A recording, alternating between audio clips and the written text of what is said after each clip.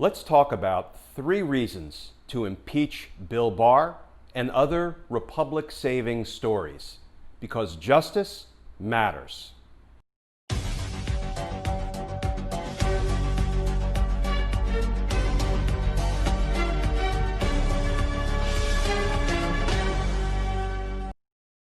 Hey all, Glenn Kirschner here. You know, we all know that Attorney General Bill Barr is Donald Trump's fixer, his enabler, his consigliere, his criminal defense attorney. And we know that Bill Barr is cut from the same cloth as was Richard Nixon. Remember, Richard Nixon infamously said, "If the president does it, it's not illegal." Well, Bill Barr holds that same belief. In fact, Bill Barr has dispatched lawyers to courtrooms to argue that if the president shot someone on Fifth Avenue, he could not be arrested, indicted, or prosecuted. Because if the president does it, it's not illegal. So let's be clear, folks. If the president does something to try to void the election results in November and remain in power, you can bet Bill Barr will write a memo saying, "That's super legal. Trust me, no worries. The president can do that." So why do we need to open impeachment hearings into Bill Barr right now? 3 reasons. 1, he committed crimes. Always a good reason to impeach a government official. And we'll talk more about those crimes in a moment. Number 2, there was a really compelling and somewhat terrifying article that was published by Newsweek a few days ago on June 3rd, relating how Bill Barr is putting the pieces into place to try to negate the election results in November if Donald Trump loses both the popular vote and the electoral college count. Another excellent reason to open impeachment hearings. Number 3, Bill Barr has perverted the mission of the Department of Justice, turning it into a law enforcement agency that is supposed to represent the interests of the people and making it a political hit squad for a criminal president. Let's talk about these things in order. Number 1, Bill Barr committing crimes. We have to start with what is now an oldie but goodie, where Bill Barr on live TV in the harsh light of day lied under oath during his Senate testimony when he was being examined by Senator Kamala Harris. I know you've all seen it before, but it's so good and so bad all rolled into one that I'm going to roll a short clip and ask you to join me on the other side. Could you repeat that question? I will repeat it. Yeah. Has the president or anyone at the White House ever asked or suggested that you open an investigation of anyone? Yes or no, please, sir? The president or anybody else? Seems you would remember something like that and be able to tell us.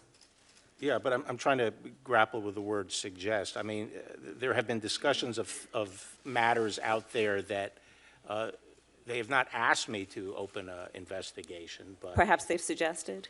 I don't know. I wouldn't say suggest. Hinted? I don't know. Inferred? You don't know. Okay. So folks, that is a 5-year federal felony offense, false statements, perjury. You know, first of all, Bill Barr pretended he didn't know what the word suggest meant, and then he ultimately answered, "I don't know." Well, he does know, which is what makes that answer perjury. If I'm under oath and somebody asks me what my middle name is and I say, "I don't know," that's perjury. That's a lie, because I do know. The answer, "I don't know," is not a perjury-proof answer. If it was, take my word for it, I would not have had much to do in my 30 years as a prosecutor, because I could never get to the bottom of anything in a criminal investigation if I needed to accept "I don't know" as an answer. So the second crime let's talk about real quickly is Bill Barr obstructing justice in the Mike Flynn case by corruptly trying to tank the case. Now you might say, but prosecutors have broad prosecutorial discretion to dismiss cases? Yes, they do. Let's assume I'm prosecuting a case and the defendant pays me $10,000 to dismiss it, and I move to dismiss the case. I've exercised my prosecutorial discretion, but I've done it in a corrupt and criminal way. I've obstructed justice. Let's change the hypothetical. Let's assume instead of a payoff, I am told, well, that defendant is a friend of the president, so you have to move to dismiss the case to do a favor for the president and his associate, and I move to dismiss the case. I committed the offense of obstructing justice by corruptly exercising my prosecutorial discretion. That's what Bill Barr has done in the Mike Flynn case, and no pretty legal words can get around that fact or cover it up. What else has Bill Barr done that justifies opening an impeachment inquiry? Well, he is part of a criminal conspiracy with the President of the United States to bribe or extort President Zelensky, the president of Ukraine. How can I say that? Because Donald Trump told us so.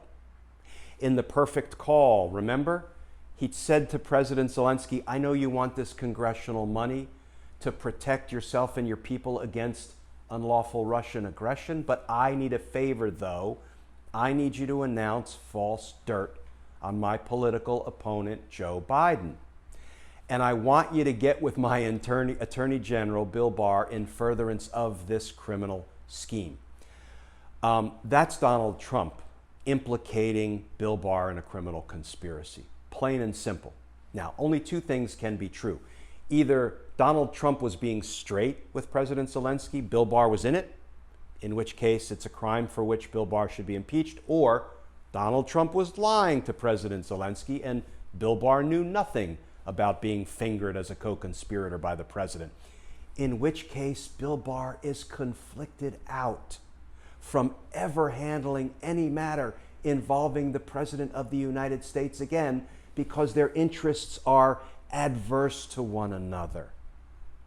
That is yet another matter that must be investigated in the setting of an impeachment inquiry into Bill Barr's crimes. And there are other crimes that Bill Barr has committed.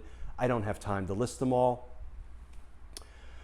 But there's a second reason that we should open an impeachment inquiry into Bill Barr. The Newsweek article from 3 days ago sets out in compelling and terrifying terms how Bill Barr is trying to put the pieces in place to void the election results in November if Donald Trump loses the popular vote and the electoral college count.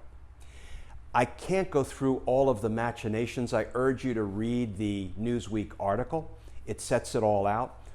In essence, it boils down to President Trump blaming China for election interference, declaring a national emergency, having Bill Barr then open an investigation, and then using the sort of mechanisms that are in place to challenge an election by actually using the state legislatures that are Republican controlled to help void the election and throw it to Donald Trump. Again, read the article, it sets it all out in compelling terms. But the fact that we know Bill Barr is working on this is another reason to open an impeachment inquiry right now, not let all of Bill Barr's past crimes slide. Dig in right now. The third reason, folks, is Bill Barr has weaponized the Department of Justice. He has so perverted the mission of the DOJ, which is supposed to be to represent the interests of we the people, to protect and promote America's interests, to vindicate wrongs done against the American people. And he has morphed the Department of Justice into a political hit squad for Donald Trump. One way he's done that is by investigating the investigators if those investigators found something that incriminated Donald Trump or his associates. Think about this, folks. There's nothing more corrosive to a law enforcement agency than telling the investigators in that agency, oh, you can investigate Donald Trump and his associates, But if you find evidence that is incriminating of Trump and his associates, then you know what we're going to do? We're going to come after you. What investigator wants to take on public corruption by Trump and his cabinet and his administration under those circumstances, under the threat of a Bill Barr's perverted Department of Justice investigating the investigators if they find something that hurts Donald Trump? 3 reasons, folks, that Congress must open an impeachment inquiry into Bill Barr. We know what he's done. We know what he's doing. We know what he intends to do. And I'll leave you all with this. If Congress issues subpoenas and people thumb their nose at those subpoenas, they contemptuously violate those subpoenas, they don't comply, then Congress, please, for goodness sake, use your inherent power of contempt. Anybody who fails to appear under a lawfully issued congressional subpoena, lock them up. I'm not going to be like Mike Flynn and chant it over and over again like I'm at a Trump rally, but it's a lawful tool in your toolbox. Please use it, because if you don't, and things play out the way it looks like they might, with Bill Barr and Donald Trump voiding out the election results and installing Donald Trump as a king or a dictator, how will you feel, and how will the American people feel if you haven't used all of the lawful tools in your toolbox to prevent it from happening? I have confidence in Congress. I have confidence in the American people. I still have confidence in the courts. And I have confidence, folks, that justice is coming. Because now more than ever, justice matters. Please stay safe, folks. I look forward to talking with you all again tomorrow.